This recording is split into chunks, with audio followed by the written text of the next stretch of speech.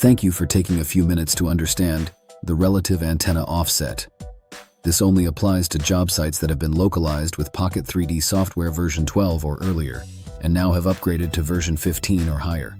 It may be you introduced a new rover setup, or you simply upgraded your software to the new version, which 5D highly recommends. Disregard this guide if all of your rovers have version 15 or higher. In the situation that you localized with version 12 or earlier, and you now are running version 15, you could perform another localization or make a few setting changes when starting the base station and using the rover.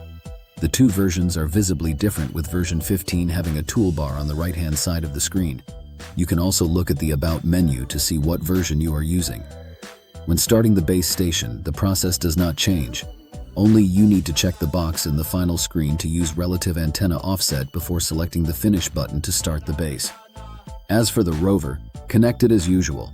Select the green antenna square in the bottom left to pull up the GNSS info menu. Scroll the screen to the right using the small arrow in the top right corner.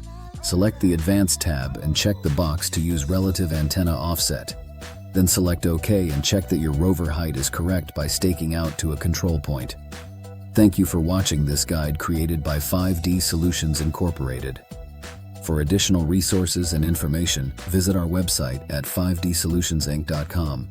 We hope this video has clarified the relative antenna offset being applied to version 15 when a job was localized with version 12 or earlier.